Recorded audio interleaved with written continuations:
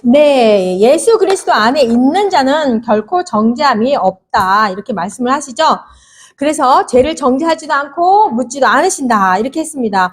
그래서 예수 안에 있는 자들은 뭐예요? 그래서 율법을 안 지켜도 되는 거예요?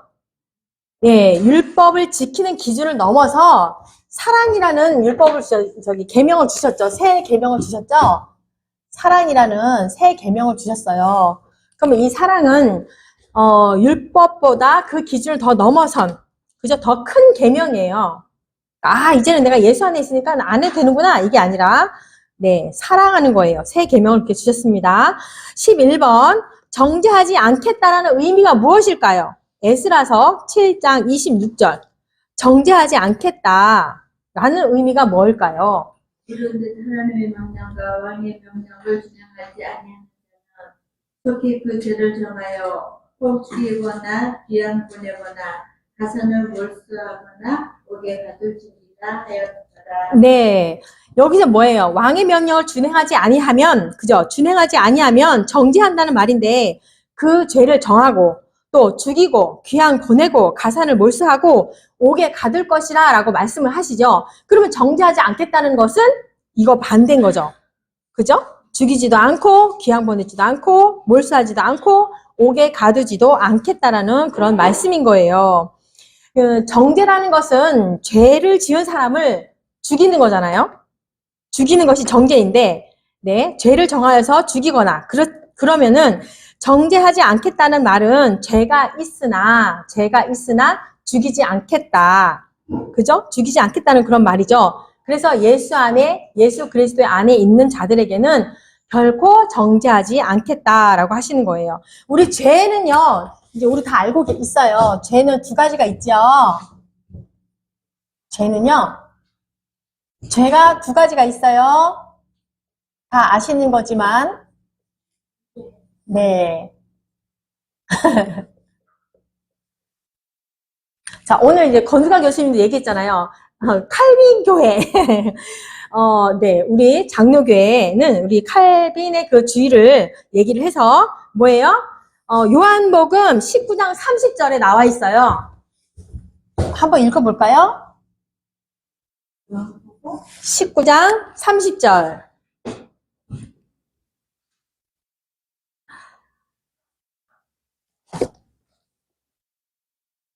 우리 김태원 교수님도 날마다 이야기하시는 요한복음 19장 30절. 이거는 외워주셔요.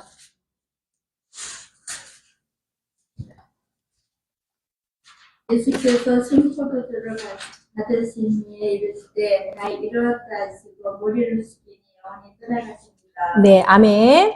네, 예수님이 십자가의 사건으로 인하여서 다 이루었다 하셨어요. 다 이루신 게 뭐예요? 원죄와 자범죄를 다 이루신 거예요. 네, 다 이루셨다. 그러면 우리가 살아가면서 자범죄라는 거는 계속 짓잖아요. 앞으로도 짓잖아요. 자범죄라는 거는. 근데 나의 삶 속에 그 자범죄를 물론 이미 예수님께서 요한복음 19장에 말한 것처럼 다 이루어졌기 때문에 원죄나 자범죄로 인하여서 우리가 지옥에 가지는 않아요. 근데 우리가 자범죄를 짓잖아요. 그렇게 할 때 그걸로 인하여서 우리가 구원하고는 관계가 없지만 자백을 해야 돼요? 하지 말아야 돼요?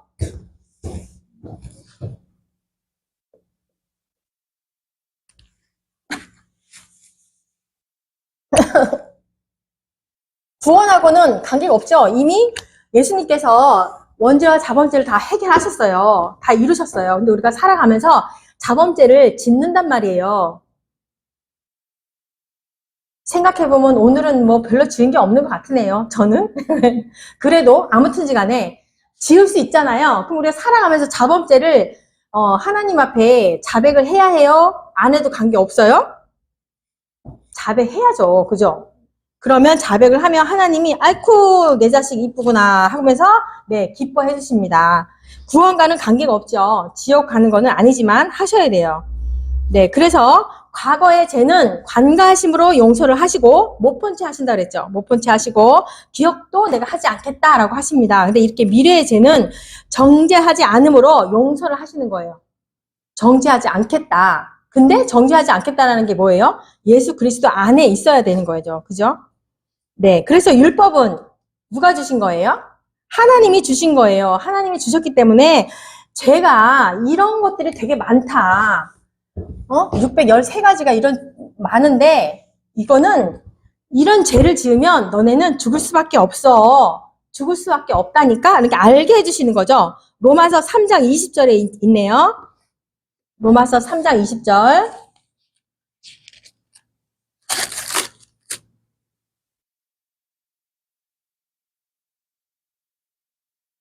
로마서 3장 20절. 그러므로 율법으로 행하는 그의 앞에 하심을 얻을 죄가 없나니 율법으로 죄를 깨달음이니. 네, 하나님이 주신 거예요. 율법도. 그러니까 소중한 거예요. 근데 그걸 통해서 너희들이 다 지켜라 이것이 아니라 이런 게 죄가 이런 게 죄인데 너희들 이렇게 알고 있어야 돼. 깨닫게 하시려고 준다는 거죠. 그래서 그러면 뭐 굳이 우리가 예수 안에 있으면 되지 왜 율법을 주셨을까?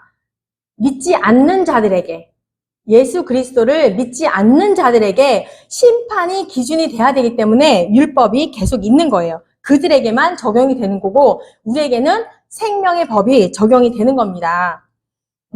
그래서 예수님께서 그러시죠. 계시록에 나와 있죠. 계시록 7장 17절에 나와 있거든요. 그래서 너희들은 이 땅 가운데 모든 환난과 핍박을 견디며 잘 믿음을 지킨 자들에게 천국에 가면 제일 먼저 하나님이 우리에게 해주시는 거에 뭐예요? 우리의 눈물을 닦아주신다라고 이렇게 말씀을 하셨어요. 계시록 7장 17절에 한번 읽어볼까요?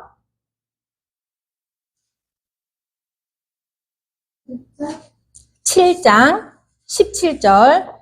이는 보다 가운데 계신 어린 양이 그들의 목자가 되사 생명 세상으로 인도하시고 하나님께 그들의 눈에서 모든 눈물을 씻어 주실 것입니다. 아멘. 이렇게 믿음을 지킨 자들에게 하나님이 제일 먼저 하시는 일이 우리의 눈물을 닦아주신다라고 합니다. 그러면 왜 선악과를 만들어가지고 우리를 힘들게 해요? 그죠? 왜 선악과를 만들어가지고 선악과도 만들고 생명나무도 있었잖아요. 생명나무를 먼저 쓸걸. 아까 또 교수님이 말씀하셨는데 그죠? 성경책에서 말하는 게 뭐예요? 구원과 심판을 말하고 있다 그랬어요. 그죠? 구원과 심판을 말하고 있다. 그 비밀을 아는 자들은 기쁘죠. 네. 이제 생명나무는 이제 구원을 말하는 것이고, 이제 선악과는 이제 심판을 말하는 건데, 아니, 그러면 하나님 왜 선악과를 괜히 만들어가지고 우리를 곤란하게 만드시고, 죄에 빠지게 만드시고, 왜 그랬을까요? 했는데, 우리가 잘 아는 거예요. 이 심판의 기준이 누구에게 적용되는 거예요? 믿지 않는 자들에게. 심판을 해야 되니까. 예, 그래서 이제 선악과를 이렇게 만들어 놓으신 건데, 심판의 기준이 있어야 되기 때문에 만들어 놓으신 거예요. 그러면은 예수님이 이 땅에 오신 목적을 또 보겠습니다. 예수님께서 이 땅에 오신 목적이 뭐예요? 이 땅에 오신 이유 할까요? 예수님이 이 땅에 오신 이유가 뭘까요? 네, 우리를 먼저 구원하셔야죠. 그죠? 우리를 구원하셔야 되는데, 예수님이 이 땅에 오신 이유가, 진짜 이유가 뭘까? 히브리서 봅니다. 히브리서 2장 14절과 15절. 히브리서 2장 14절과 15절.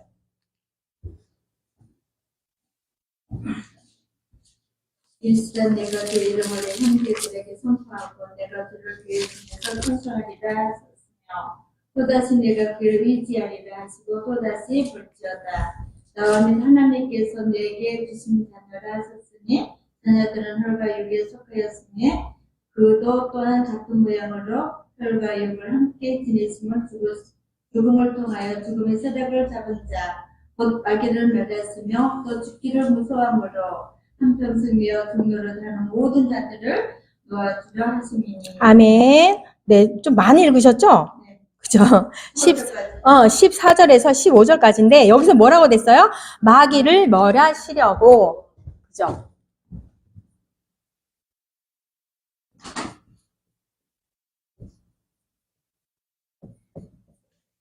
그러니까 선악과 만든 이유가 그죠? 심판의 기준이 생겨야 되기 때문에 선악과를 만들었는데, 그러면 예수님이 이 땅에 오신 목적이, 이유가 뭐냐 보니까 마귀를 멸하시려고. 또한 요한 1서 3장 8절 보겠습니다.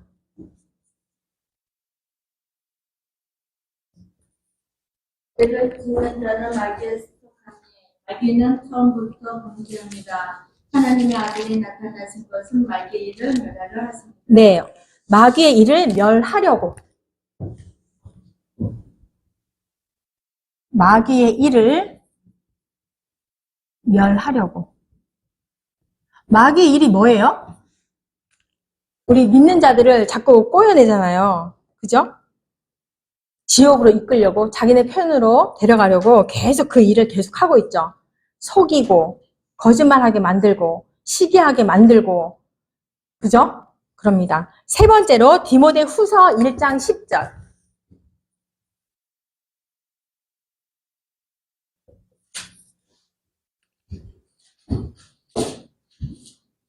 이제 우리 구주 그리스도 예수에 나타나심으로 말미암아 나타났으니 그는 사망을 패하시고 복음으로써 생명과 섞지 할 것을 드러내십니다. 네, 사망을 패하시려고.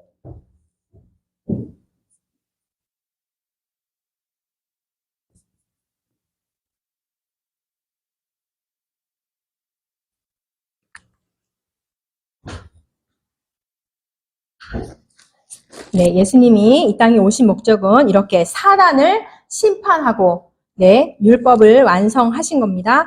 그리고 마태복음 1장 21절 보겠습니다. 마태복음 1장 21절.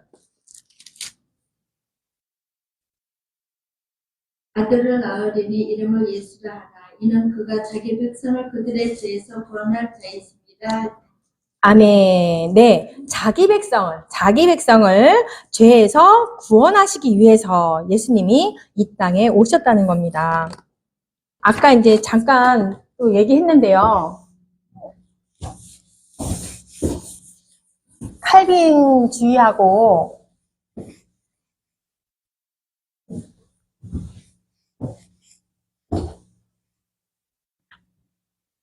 잘 아시지만 우리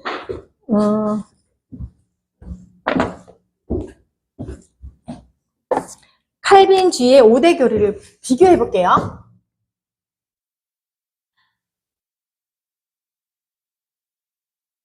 칼빈주의 5대 교리를 보고, 그 다음에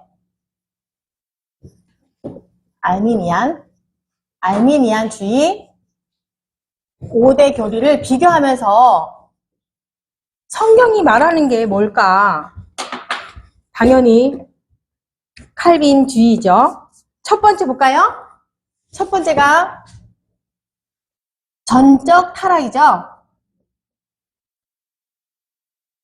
전적 타락. 모든 인간은, 모든 자연인, 아까 얘기했는데, 모든 자연인은요, 본성이 타락하여서 구원에 필요한 믿음을 스스로 가질 수가 없어요. 그래서 모든 자연인은, 모든 사람은 다 타락이다.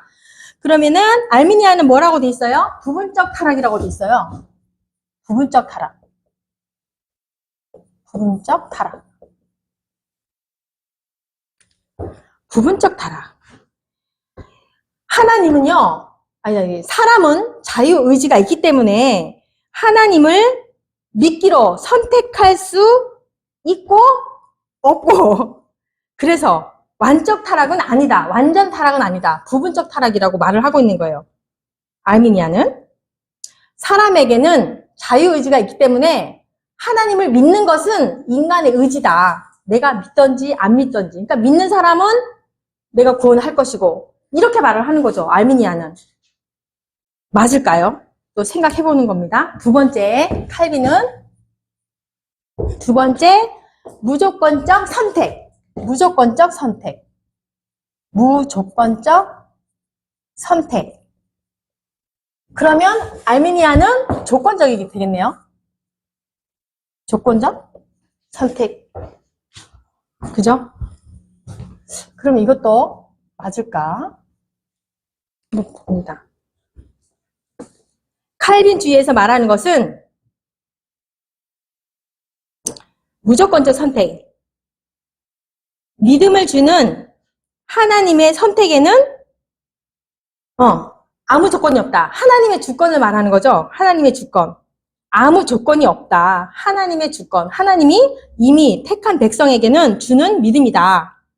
그럼 조건적인 거는 하나님이 예지한 자들, 인간이 거부할 수 있다는 거예요. 하나님이 너를 택했지만 인간이 거부할 수 있다.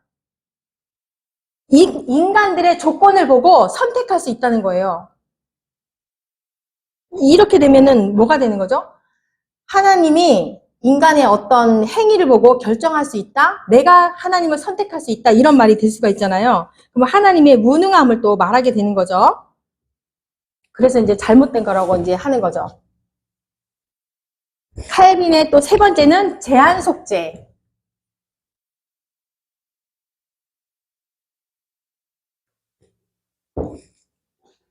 그다음에는 보편적 계속.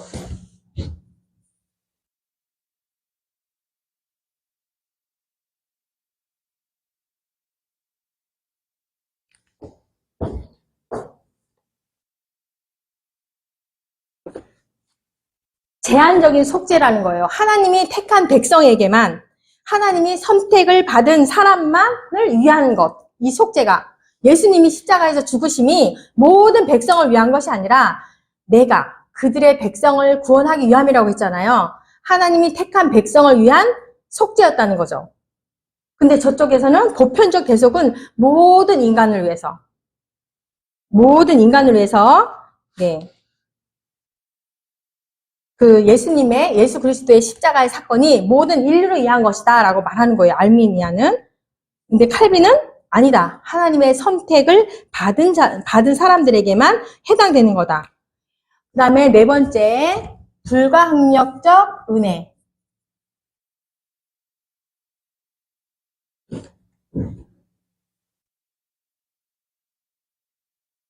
이거.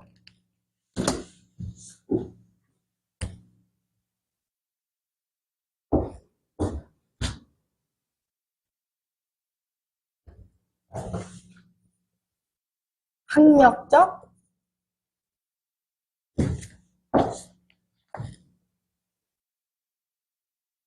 은혜.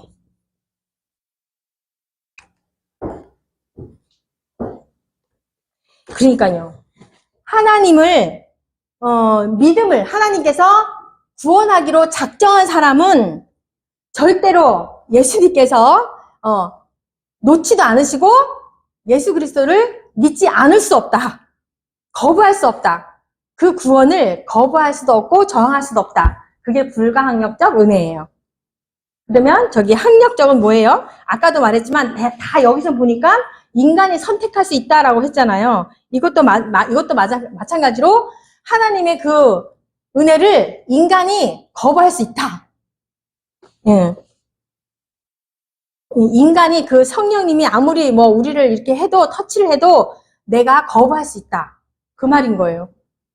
그러면 다 이쪽을 바라보면 그죠? 하나님의 그 전능하심을 약간 조금 무시하는 거죠. 인간이 어떻게 다 할 수 있다라는 그런 표현이 들어있어요.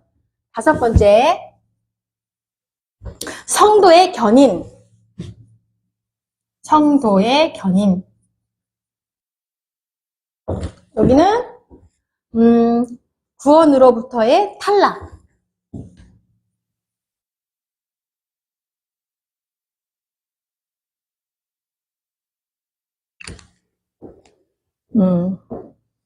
하나님의 선택을 받은 사람은 하나님의 갈 때까지 결코 구원을 잃어버릴 수도 떨어질 수도 없다.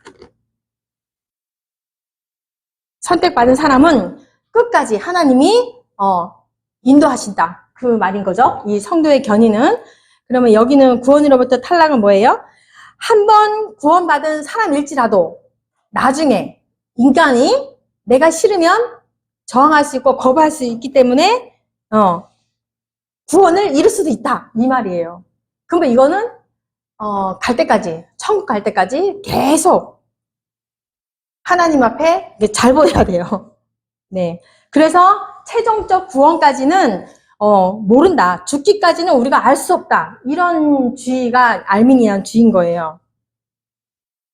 그럼 우리가 이제 성경을 많이 보셨잖아요. 성경을 많이 보셨고 지금까지도 이렇게 신앙생활 하시면서 살았지만 그죠? 성경에서 말하는 거는 칼빈주의에 더 맞다고 볼 수가 있죠. 그리고 우리 장로교회는 그렇고 네, 그렇습니다. 그래서 이제 우리가 다 아시는 이야기지만요. 구원의 그 서정을 한번 또 볼까요? 구원의 서정. 구원의 서정. 이거는 이제 9가지로 나눠져 있지만, 그죠? 단번에 가는 사람도 있어요. 처음 교회 나오면서 그 무의도에 80 넘으신 어르신이 계시거든요. 그분이 그랬어요. 3개월, 교회 다니기 시작하면서 3개월도 안 돼가지고, 그 믿음이 빵 와가지고, 그러니까 이렇게 이 구원의 서정을 9가지로 나눠는 놨지만, 단번에 갈 수도 있어요. 그죠? 네, 9가지로 나눠져 있죠. 한번 보면 먼저 하나님께서 우리를 부르셔야 돼요. 부르셔야 돼. 하나님이 택하셔야 돼. 소명, 그 다음에 중생, 그리고 약간은 또 바뀔 수도 있다고 했어요. 순서도 바뀔 수 있고 단번에 빨리 갈 수도 있고 회심, 신앙,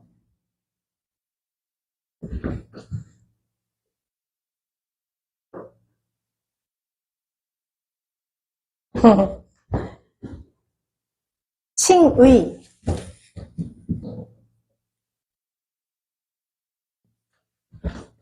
양자,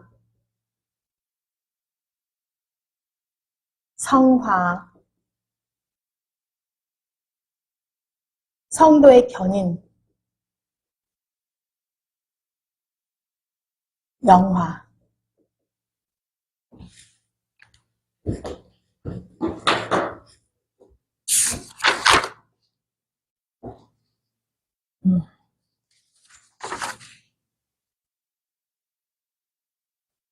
다 이제 성령님이 도와주셔야 되는 거지만, 하나님이 다 부르셔야 되고, 다 성령님이 도와주시는 거지만, 중생과 회심과 신앙은 인간의 몫이 좀 있어요.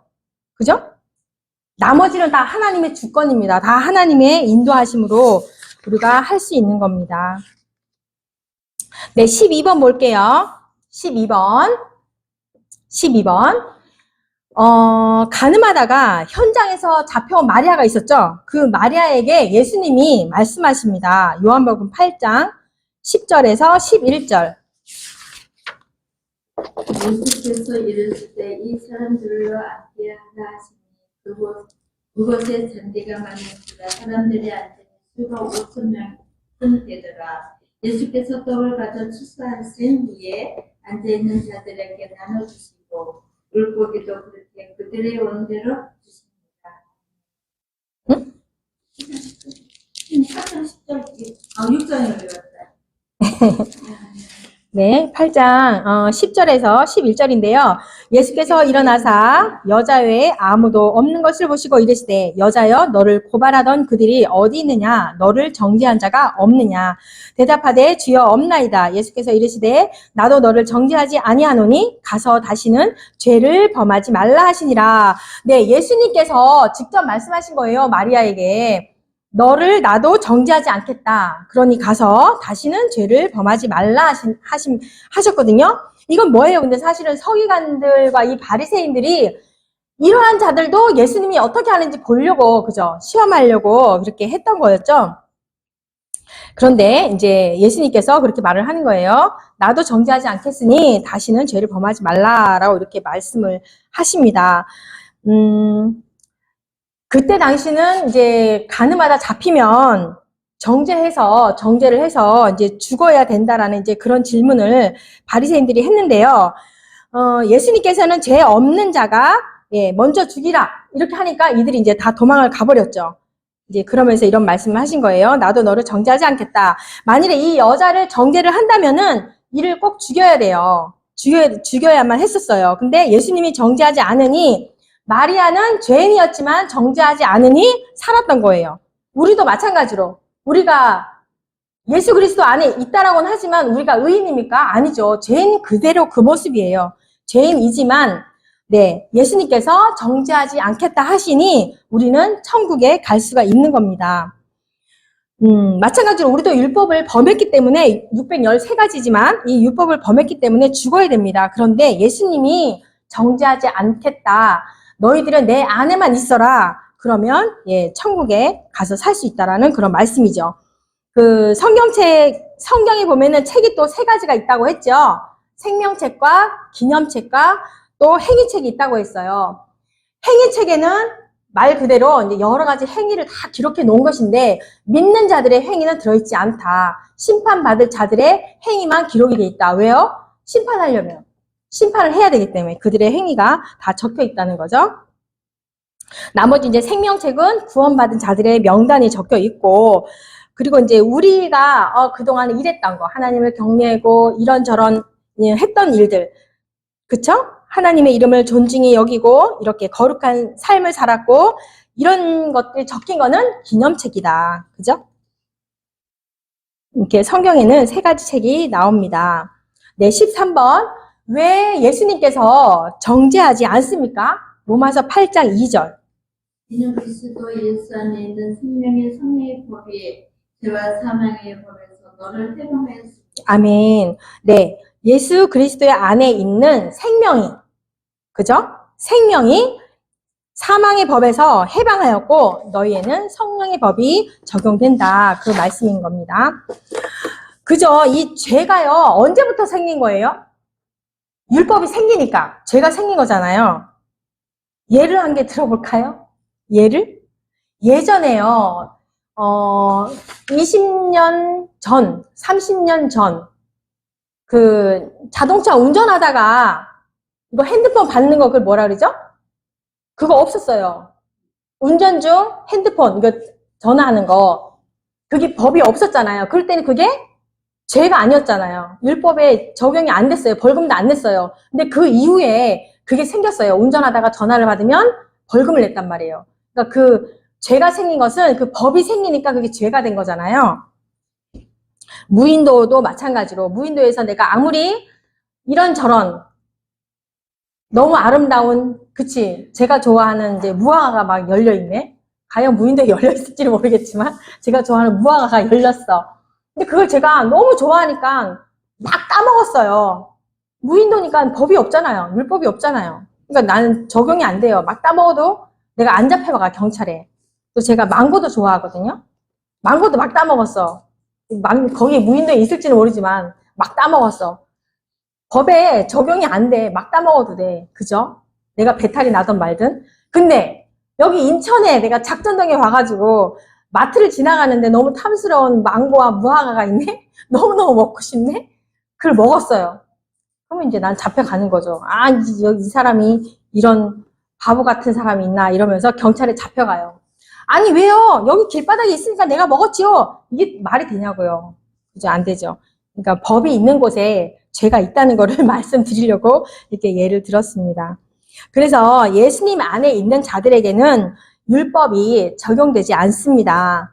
예수 밖에 있는 사람에게만 이 율법이 적용되는 겁니다. 네, 그래서 우리는요, 이 세상을 이렇게 살아가면서 마귀를 이길 수 있는 능력이 없어요. 그래서 언제든지 죄를 지으면 마귀를 따라서 지옥에 가야 하는데 예수님께서 이렇게 마귀의 권세를 깨뜨렸기 때문에 우리 마귀의 손에서 우리를 해방시켜 주셨기 때문에 우리는 죄를 지어도 지옥 가지 않습니다. 그러니까 우리가 살아가면서 또 자범죄를 짓잖아요. 이게 자범죄를 지어도 네, 안 간다는 거예요. 그죠? 그런데 와, 나는 해방되었으니까 막 짓고 다녀, 막 짓고 다니고 하나님께 자백도 안 해. 안 돼요. 혼나요. 맞아. 14번. 우리는 율법을 지킬 수 있습니까? 로마서 8장 3절. 율법이 육신으로 말미암아 연약하여 할 수 없는 그것을 하나님은 하시나니 곧 죄로 말미암아 자기 아들을 죄 있는 육신의 모양으로 보내어 육신의 죄를 정하사. 네. 우리는, 예, 육신이 있기 때문에, 연약하기 때문에 율법을 다 지킬 수 없습니다. 네. 그래서 이제 예수님은 하나님이시면서 인성을 가지신 인간이시잖아요. 사람이시잖아요. 그죠? 네네네. 본질상 예수님은 하나님이신데, 인간들을 구원하시기 위해서, 동정녀 마리아를 통해서 이 땅 가운데 오셔서 완전히 인간이 되셔서, 이제 우리와 같은 사람이 되셔서, 그쵸? 우리의 대속물이 되셔서, 십자가의 그 사건으로 인하여서 율법을 다 이루신 거죠. 15번. 우리 죄를 누구에게 정했어요? 예수님에게. 하나님 아들 예수님에게. 이 우리의 죄를 가장 훌륭한 분이 누구예요? 예수님 말고. 대통령이라 할까요? 대통령이 내 죄를 대신 지어줄까요? 정할 수 있을까요? 죄가 없는 분이어야 돼요, 죄가. 이 땅 가운데 죄가 없는 분은 예수님 한 분밖에 없기 때문에 예수님이 우리의 죄를 정하여 주셔야 되는 거예요. 이제 앞전에 말했지만, 그죠? 은혜의 언약, 창세기 3장 21절에 나와 있는데, 그 아담과 하와가 그 선악과를 따먹고 나서 무화과 잎으로 이렇게 가렸지만 그게 부스러지니까 벌거벗음이 남들에게 다 보여지니까 양을 죽여서 가죽옷을 우리에게 입혀 주었듯이, 그죠? 그 죄를 가려 주셨듯이 우리의 죄도 마찬가지로 예수님이 우리 대신에 대속물로 죽으시고 우리의 죄를 가려 주신 거죠. 그래서 우리는 의인이라고 칭함을 받는 거고, 예, 천국에 갈 수 있는 거죠. 16번. 예수님은 무엇을 이루기 위해서 십자가를 지셨습니까? 육신을 따르지 않고 그 영을 따르려 하는 우리에게 율법의 요구가 이루어지게 하려 하십니다. 네, 율법의 요구가 뭐예요? 율법이 바라는 요구가 뭐예요? 율법의 요구, 지켜라. 당연하죠. 지키라고 법을 세운 거니까. 두 번째는 지키지 않으면 죽는 거예요. 지키지 않으면 죽는다. 근데 예수님이 어떻게 하셨다고 했어요? 율법의 요구를 다 이루셨다고 했어요. 그러니까 네, 우리는 정죄함을 받지 않는 거예요.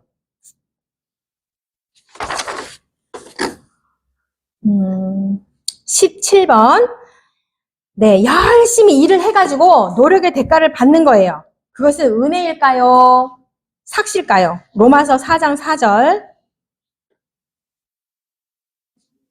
일을 열심히 해가지고 노력의 대가를 받는 것. 돈을 받았어, 열심히 일해서.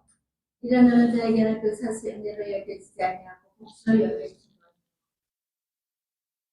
것. 그러니까 열심히 일한 자가 돈을 받거나 무엇인가 대가를 받는 것은 삭시죠, 삭. 근데 일하지도 않았는데 막 뭘 줬어. 일 안 했는데 나의 노력이 없이 무언가 주어졌어.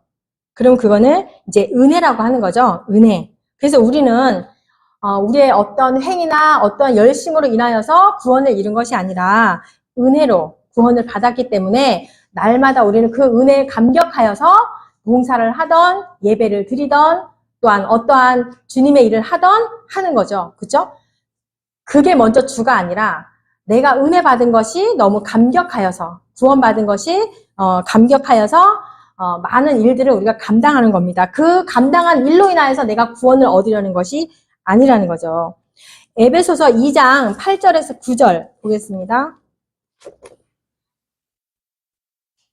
에베소서 2장 8절에서 9절. 너희는 그 은혜에 의하여 믿음으로 말미암아 구원을 받았으니 이것은 너희에게서 난 것이 아니요 하나님의 선물이라. 행위에서 난 것이 아니니 이는 누구든지 주장하는 것이요. 아멘, 아멘. 네, 은혜에 대해서는 네, 우리가 믿음으로 말미암아 구원을 받았으니 이것은 하나님의 선물이라는 거죠. 우리의 행위와 어떤 것이 아니라는 거죠. 우리에게서 난 것이 전혀 아니다. 그러니 자랑하지 말아라 라고 하는 거예요. 은혜라는 말이 그 헬라어로요. 카리스잖아요. 카리스라는 말인데 분에 넘치는 호의. 분에 넘치는 호의라는 말이고요. 또 헬라 성경에서 뜻을 보니까 첫 번째로 이 은혜가요. 공짜라는 말이에요. 거저라는 말이고 공짜. 그리고 선물, 기쁨. 공짜, 선물, 기쁨. 이 은혜라는 말이 네, 이렇게 세 가지 뜻을 가지고 있어요. 그래서 또 예를 하나 들어볼게요. 그래가지고 사형 선고를 받은 사형수가 있었어요. 사형 선고를 받은. 근데 재판관이 여러 가지 뭐 이것저것 다 살펴봤겠죠. 무조건은 아니겠죠. 이제 이 재판관의 권한으로 사형을 무죄로, 그러니까 사형 선고가 아니고 무죄로 선고를 내렸어요. 그거를 내가 믿음으로 받아들이면 내가 무죄가 되는 거고, 아니 무슨 재판관 자기가 뭔데 무죄를 때려. 난 그대로 사형 받을 거야 하면 사형인 거지, 죽는 거지. 자, 우리가 예수님을 믿는 것도 마찬가지로 내가 그걸 믿음으로 받아들이면 우리가 의인이 되고 구원을 받는다는 거예요. 근데 뭐라 그랬어요? 아까 알미니아는 인간이 선택할 수 있고 거부할 수 있고 저항할 수 있대요. 그러면 뭐 가는 거죠. 네. 18번. 법을 지키지 않으면 경건치 못한 자인데 하나님은 왜 우리를 의롭다고 하셨을까요? 로마서 4장 5절. 이를 아니할지라도 건강하지 아니한 자를 의롭다 하시는 이를 믿는 자에게 그의 믿음을 의로 여기시나니. 네, 믿는 자. 예수님을 믿는 믿음이 있기 때문에 우리를 의롭다고 칭해 주시는 거죠. 네, 의롭다 하시는 하나님을 믿으면 우리가 어떻게 된다고요? 의로 여겨진다고. 의인으로 네, 여겨주신다는 거죠. 20번. 어떤 사람이 복 있는 사람입니까? 이게 다윗이 말한 거죠? 어떤 사람이 복 있는 사람일까요? 로마서 4장 6절에서 7절. 이런 것이 없이 하나님께 의로 여기심을 믿는 사람의 복이 되어 다윗이 말한 바 불법이 사함을 받고 죄가 발되어짐을 믿는 사람들은 복이 있고. 네, 아멘. 네, 다윗이 말한 거예요. 어떤 사람이 복이 있냐면 일한 것이 없이 내가 한 것이 아무것도 없이 하나님께 의로 여기심을 받은 사람이 복이 있다라고 말을 하는 거죠. 근데 진짜 다윗이 뭐 우리보다 한 일이 없을까요? 우리보다 훨씬 많겠죠. 다윗 왕은. 그죠? 근데 이렇게 고백을 하는 거예요.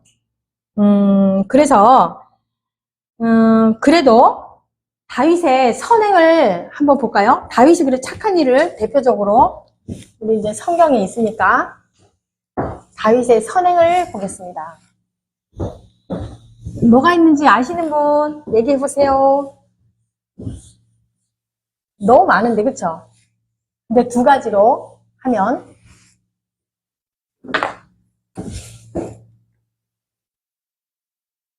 다윗의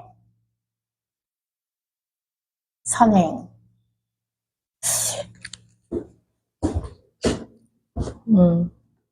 첫 번째는요. 기브온의 공의. 기브온 족속의 말을 들어주고 이렇게 하게끔 해줬어요. 도와줬어요. 그 다음에는 무비보셋인가요? 무비보셋을 살려줬어요. 근데요, 그냥 인간적인 그런 선행 착함이 아니고 약속이에요. 약속을 지킨 거예요. 이 사람은 약속을 지킨 사람이에요. 언약을 지켰기 때문에 선행이라고 하는 거예요. 언약을 지켜서. 기브온의 말을 들어줬던 건 사무엘 하 21장에 있어요. 21장에 보면 이제 쭉 나오고 무비보셋에게도 이제 너무 성경책 읽어보니까요 너무 이렇게 표현이 예쁘더라고요. 9장 7절 있어요. 그 다윗이 정치하던 때에 3년이라는 기근이 왔었거든요. 근데 그 기근이 왜 왔냐고 봤더니 그 기브온 족속들을 사울 왕이 죽여가지고 3년 동안 기근이 와서 다윗이 물어본 거예요. 그러면 기브온 족속이 물어본 거죠. 어떻게 하면 되겠느냐라고 했더니 기브온 족속이 말합니다. 그 사울 왕이 우리의 족속을 다 멸했기 때문에 그 사울의 그 자녀들을 나에게 7명만 달라고 했었어요. 그래가지고 그 말을 다윗이 들어준 거예요. 그래서 7명을 내주거든요. 7명을 내줬는데, 리스바의 아들 2명하고, 그러니까 사울의 아내, 아내인가? 딸인가? 사무엘하 21장 보세요. 사무엘하 21장. 사무엘하 21장 6절에 보니까 자손 7사람을 기브온 족속이 이렇게 말하는 거예요. 자손 7사람을 우리에게 내주소서. 여호와께서 택하신 사울의 고을 기브아에서 우리가 그들을 여호와 앞에서 목내어 달겠나이다. 목매달아 이렇게 했어요. 그랬더니 왕이 이르되 내가 내주리라. 다윗왕이 주죠.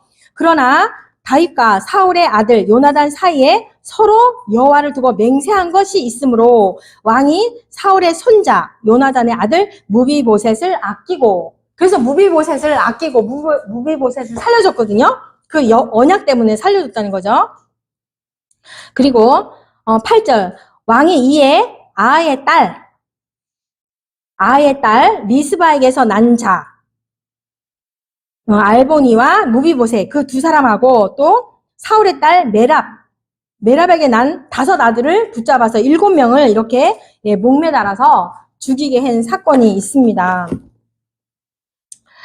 그래서 이것도 이제 그러면 왜 사울 왕이 기브온 족속을 죽였죠? 또 앞으로 지나가 보면 여호수아를 봐야 돼요. 여호수아 9장 볼까요? 여호수아 9장. 왜 사울이 그랬을까? 여호수아 9장을 보니까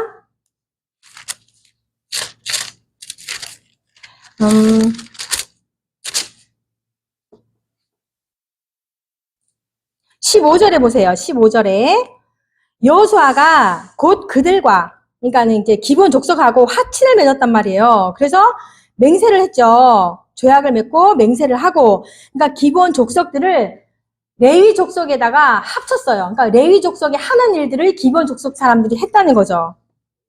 근데 이것도 이제 마찬가지로 기브온 족속과 여섯 족속이 다 이제 여호수아가 가나안 땅에 와서 막 이렇게 점령을 하니까 이 기브온 족속이 미리 겁을 먹고 납작 엎드린 거예요. 일부러 거짓 행세를 하고.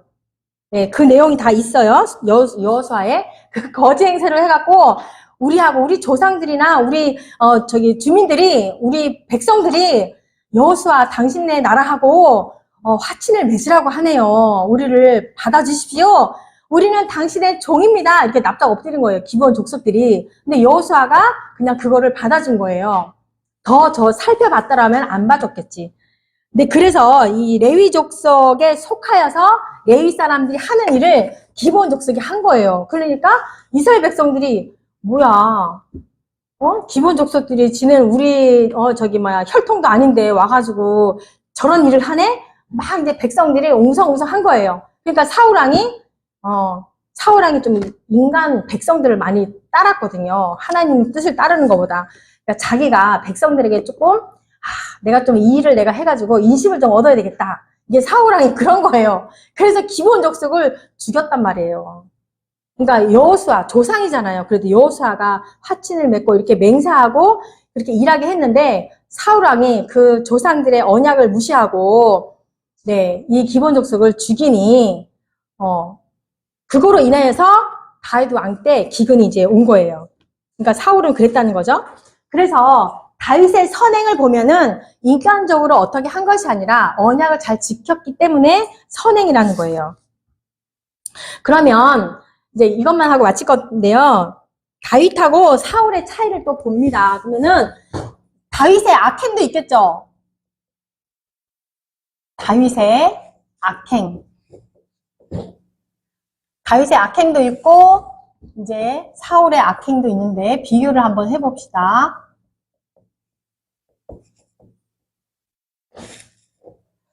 다윗의 악행이 뭘까요? 그죠? 밧세바 여인을 취하여서 그의 충신을 죽이게 되고 그 다음에 뭐예요? 인구조사를 했어요. 뭐 인구조사야 뭐 할 수가 있죠. 그죠? 할 수가 있죠. 근데 그 마음에 이미 사탄이 들어가가지고 격동시켜서 내 나라 백성들이 이렇게 많다고 이러면서 요압 장군을 시켜가지고 몇 개월이 걸렸다더라? 9개월을 걸려서 그 백성의 수를 다 해갖고 온 거예요. 중간이라도 한 뭐 1개월 정도 백성 이렇게 세다가 야 됐다. 빨리 되돌아서야지. 하나님이 이러면 안 되는데 내 욕심이 들어갔구나. 빨리 깨달아야 되는데 8개월인가 6개월 동안 그 백성의 수를 셌어요. 그러니까 그 마음에 이미 자기가 자랑하고 싶었던 거지. 내가 이렇게 부강을 했다니까 이렇게 이제 자기가 너무 앞선 거예요. 그래서 그거를 하나님이 좋지 않게 생각했죠. 그래서 다윗의 악행은 이렇게 이제 볼 수가 있는데 성경 구절은 사무엘 하 11장 2절에 있어요. 2절에 있고요. 인구조사는 24장 1절. 24장 1절에서 이렇게 있어요.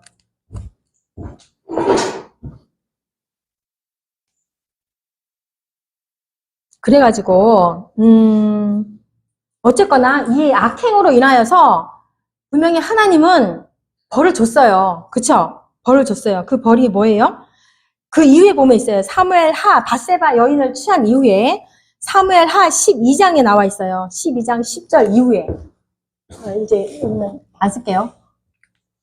그건 뭐예요? 아들, 그죠? 아들, 다윗의 아들 압살롬이 다윗의 그 후궁들을, 그죠? 진짜로 이렇게 그러한 동침을 하고 안 좋은 일을 했습니다. 그리고 이제 인구조사로 인하여서 또 하나님이 또 벌을 주셨죠? 그거는 이제 역대상 21장에 있어요. 역대상 21장에 있는데, 세 가지 중에 골라라.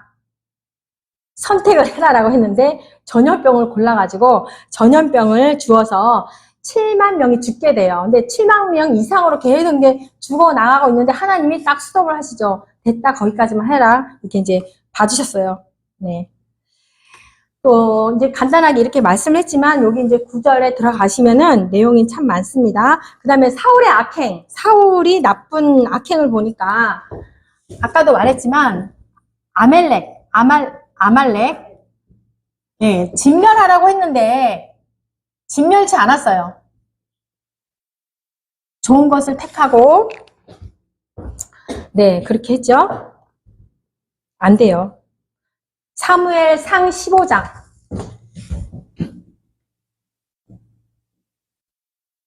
7절에 이렇게 나옵니다.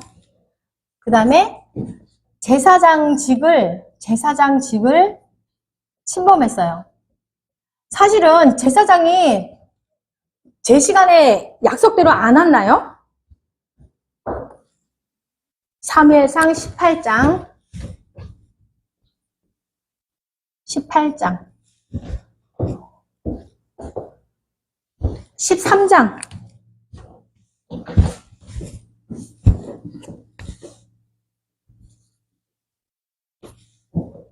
제사장직을 침범을 했는데요.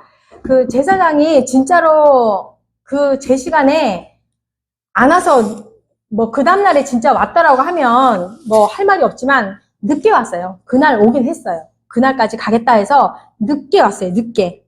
그러니까 약속을 어겼던 건 아니에요. 그러니까 마찬가지로 이것도 보면은 사울의 악행도 이게 보면은 약속을 지키지 않았던 거예요. 하나님이 분명히 아멜렉, 저기 족속을 다 진멸하라고 했는데, 진멸하지 않은 것과, 그리고 제사장직을 이것도 마찬가지로, 예, 언약을 지키지 않았던 거예요.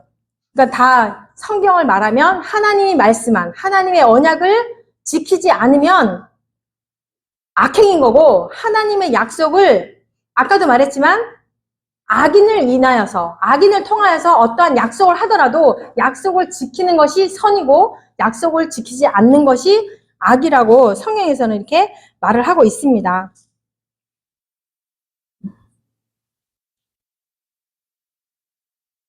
그래서 우리도 이제 믿는 자로서 어떠한 이제 약속을 하시잖아요. 그런 약속을 할 때 진짜 조심해야겠구나 그런 생각을 합니다. 이렇게 다윗도 물론 이제 악행을 이렇게 했지만 다윗도 사실은 저는 다윗을 제일 좋아해요. 성경 인물 중에 사실은 제일 좋아하는데 다윗도 이렇게 나는 이런 것이 없습니다. 하나님께서 나를 의로 여겨주시니 죄를 가려주기 때문에 복입니다라고 얼마나 겸손하게 고백을 합니까? 근데 욥은 뭐래요? 나는 의인입니다. 끝까지 40장까지인가? 그쵸? 42장 중에 거의 뭐 40장까지는 이제 자기의 그 변명을 하죠. 끝까지 나는 이랬던 사람이라니까요. 내 눈도 죄를 안 지었고 내 손과 발도 죄를 안 지었고 이런 식으로 난 늘 하나님을 경외한 사람인데 왜 그렇습니까? 하나님 앞에 의인이 있을까요? 그죠? 없어요. 내가 아무리 정말 이 사회적으로 내가 의의를 지키고 모든 행위를 잘 한다 해도 하나님 앞에는 의인이 없단 말이에요. 그러면 하나님 앞에는 항상 겸손해야 되는데 그렇습니다. 저는 죄인이지만 하나님으로 인하여서 제가 의인이 되었습니다. 이렇게 고백하는 게 맞는데 욥을 보면은 그죠? 1장부터 자기는 온전하고 정직하고 동방 사람 중에 가장 훌륭한 자였더라. 이제 그렇게 이제 표현을 하는데 이 다윗 왕도 이렇게 겸손하게 나는 이런 것이 없습니다라고 고백을 하는데 욥도 마찬가지로 그랬어야 되는데 물론 이제 욥이 잘 의롭게 산 거는 맞죠. 이 도덕적으로. 그러나 하나님 앞에 이렇게까지 말하면 그거는 아니다라는 거죠. 그 말을 이제 했던 것입니다. 네, 그래서 여기까지 하겠습니다. 거기 이제 목사님 알아서 하시면 되고. 네, 그래서 우리는요, 로마서 11장 22절에 보면, 이거 하나만 더 보면, 로마서 11장 22절을 보면, 22절, 그러므로 하나님의 인자하심과 준엄하심을 보라. 넘어지는 자들에게는 준엄하심이 있으니 너희가 만일 하나님의 인자하심에 머물러 있으면 그 인자가 너희에게 있으리라. 그렇지 않으면 너도 찍히는 바 되리라. 네, 이 말씀인데요. 우리가 구원을 잃을 수가 없습니다. 절대로. 하나님이 선택받은 사람은 구원에서 떨어질 수 없습니다. 그런데 만일 그의 행실이 좀, 당연히 우리의 선한 행위로 구원을 얻는 것이 아닌데, 하나님의 그 신실한 은혜로 인하여서 우리가 구원받는데, 그의 삶이, 구원받은 우리의 삶이 신실하지 못한다라고 하면, 그죠?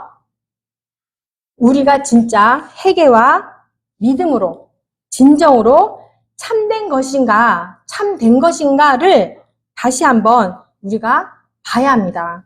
네, 이상입니다. 아멘. 기도합니다. 하나님 감사합니다. 오늘 말씀 속에서 죄에 대해서 우리가 배웠습니다. 우리가 예수 그리스도 안에 있는 자에게는 하나님 결코 정죄함이 없음을 우리가 또한 배웠고 사울과 다윗의 그러한 많은 일들을 또한 보면서 우리가 배우게 됩니다. 하나님의 그 약속된 말씀, 우리를 이 땅 가운데 보내신 그 목적으로 하나님 우리 그렇게 사용되기를 원합니다. 온전히 하나님의 언약 속에서 하나님의 뜻을 발견하고 하나님의 뜻대로 우리가 성실히 나아갈 때 하나님의 그 역사하심을 보게 하여 주시옵소서. 감사하며 예수님의 이름으로 기도합니다. 아멘. 네.